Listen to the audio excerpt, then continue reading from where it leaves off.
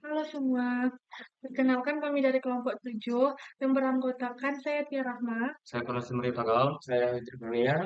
Di sini kami akan menjelaskan tentang proyek kami yaitu tentang bengkel AHF dengan mata kuliah manajemen proyek. Oke, saya di sini akan menjelaskan latar belakang yang di mana di dalam area kita saat ini pelayanan cepat dan efisien menjadi kebutuhan utama, termasuk di sektor bengkel motor. Jadi kami di sini mengembangkan sebuah aplikasi yaitu Bengkel HM yang menyediakan fitur reservasi servis dan pembelian suku cadang secara online, sehingga kurang memenuhi ekspektasi konsumen modern yang mengandalkan teknologi. Di sini kami menggunakan berbasis CRM, strategi informasi teknologi, dan sebuah proyek IS. Karena CRM membantu mencatat data pelanggan dari website secara sistematis, serta memungkinkan layanan yang lebih personal dan responsif. Sementara itu, strategi IT menjadi dasar dalam otomatis proses observasi, pengelolaan stok dan penjadwalan sekaligus mendorong transformasi digital menyeluruh. Kemudian di sini ada Project Charter, yang dimana proyek ini bertujuan mengembangkan website digital untuk bengkel Honda AHAS guna meningkatkan efisiensi layanan, catatan servis, penjualan spare part, serta memberikan pengalaman pelanggan yang mudah dan nyaman. Sistem ini lengkap dengan dua fitur, yaitu booking service online, pembelian spare part digital, yang dimana memiliki empat manfaat, yaitu meningkatkan efisiensi staff, mengurangi antrian dan kesalahan catatan, mempermudah pengambilan keputusan berbasis data, dan juga meningkatkan pendapatan dari kanal digital. Lalu siaran bisnis cash, yang dimana latar belakangnya itu proses layanan di bengkel Honda AAS masih manual. Seperti antrian panjang, tidak ada sistem booking, penjualan spare part terbatas, dan data pelanggan belum dimanfaatkan.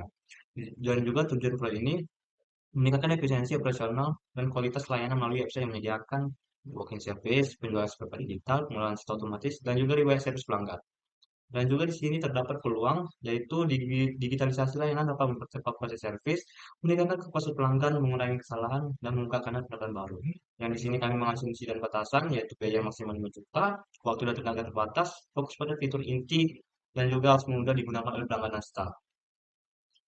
Dan juga di sini kami memperkirakan estimasi waktu dan biaya, yang dimana durasi April sampai Juli 2005, dengan biaya 2,5 juta pengembangan, ditambah 1,2 juta hosting, ditambah 300.000 promosi. Yang dimana memiliki risiko utama, yaitu kurangnya minat pengguna, masalah teknis, penolakan staff, dan juga biaya dan jadwal bisa meleset. Yang dimana juga memiliki manfaat itu penghematan waktu kerja staff, peningkatan kepuasan pelanggan, potensi tambahan pendapatan hingga 120 juta per tahun, dan juga meningkatkan citra dan daya saing bengkel. Saya di sini saya akan menjelaskan tentang cost benefit analysis, di mana cost benefit analysis ini merupakan biaya pengembangan sistem bank kami, di mana di sini terdapat dari empat biaya itu biaya utama itu biaya cost, selanjutnya di sini biaya operasional dan hosting, biaya pelatihan dan implementasi staff dan konsumsi, dan selanjutnya di sini adalah biaya pemeliharaan update ala sistem monitoring. Di mana di sini pada biaya untuk developer itu kami keluarkan yaitu sekitaran 15 juta buat 2 unit PC developer itu sekitaran 30 juta, dan untuk gaji developer 2 orang itu gaji dua developer itu sekitaran 20 juta dikali 3 bulan itu 120 juta. Dan selanjutnya di sini lisensi kami dapatkan gratis karena di sini kami menggunakan open source, di mana di sini biaya pengembangan itu kami keluarkan cuma sekalinya itu tahun pertama itu 150 juta, dengan total keseluruhan sampai tahun kelima itu 150 juta. Selanjutnya di sini adalah biaya operasional costing, di mana di sini sekitar 10 juta per tahun, yaitu termasuk domain dan SSL, yaitu 2 juta per tahun. Dan di sini biaya maintenance sekitaran 3 juta per tahun. Dengan di sini tahun pertama 15 juta sampai tahun kelima, itu sekitaran 75 juta rupiah. Yang selanjutnya itu adalah biaya pelatihan dan implementasi staff, dan konsumsinya itu sekitar 6 juta, dan di sini selanjutnya itu adalah dokumentasi 2 juta, dan simulasi implementasi sistem itu 2 juta. Di mana di sini cuma keluar sekali itu 10 juta pada tahun pertama, itu selama 5 tahun berarti 10 juta saja. Selanjutnya di sini adalah biaya pengembangan pemeliharaan dan ada sistem monitoring, yaitu sekitaran 5 juta per tahun, dan 10 juta untuk biaya monitoring dan bug fixing. Dan menurut saya itu termasuk biaya update website. Di mana di sini tahun pertama 5 juta, dan tahun selanjutnya 10 juta sampai tahun kelima itu 45 juta rupiah. Di mana di sini total keseluruhan itu mencapai 280 juta rupiah. Selanjutnya di sini cost benefit analysis, di mana cost benefit analysis merupakan keuntungan yang kami dapatkan dari berjalannya website ini. Nah, itu tahun pertama itu yaitu efisiensi booking dan waktu, di mana tahun pertama mendapatkan 20 juta, dan tahun selanjutnya mendapatkan 25, 30, dan 30 juta. itu total 130 juta, dan tahun kedua itu dan kategori kedua itu mendapatkan dari penurunan daya telepon, di mana di sini kami dapatkan yaitu 10 juta, dan tahun kedua itu 15 juta, sampai tahun kelima itu 30 juta. Begitu juga dengan loyalitas pelanggan, di mana di sini kami dapatkan pertama 10 juta, dan tahun selanjutnya kami dapatkan ada 25 juta, 20 juta, dan 30 juta. Dan yang selanjutnya adalah potensi penetapan tambahan dari layanan online, di mana di sini tahun pertama 5 juta, dan tahun-tahun selanjutnya itu 10 juta sampai 15 juta. Oke. Di sini adalah minimum activity atau aktivitas yang kami lakukan. Terdapat beberapa aktivitas. Di sini saya akan jelaskan mungkin secara tiga menurut waktu, di mana di sini inisialisasi proyek, di mana di sini studi kelayakannya itu pertama kami lakukan adalah studi kelayakan sistem, yaitu penetapan tujuan dan seterusnya. Selanjutnya di sini perencanaan proyek, di mana di sini pada perencanaan proyek kami melakukan perencanaan waktu, perencanaan anggaran, manajemen risiko, dan lain-lain. Selanjutnya di sini analisis kebutuhan, yaitu survei pengguna, identifikasi layanan, dan penyusunan dokumen. Selanjutnya di sini saya akan menjelaskan mungkin untuk aktiviti utamanya aja, yaitu perencanaan sistem, pengembangan sistem, pengerjaan sistem, dan implementasi pelatihan dan pemeliharaan evaluasi. Selanjutnya di sini identifikasi risk, di mana identifikasi risknya terbagi dua, itu probability dan impact. Probability ini adalah kemungkinan, impact itu adalah dampaknya. Di mana di sini pada kemungkinan terbagi tiga, itu low probability berarti kemungkinan rendah, kemungkinan sedang, dan kemungkinan tinggi. Di mana di sini impactnya pada kemungkinan rendah, pada poin pertamanya itu tidak tersedianya sistem poin promo.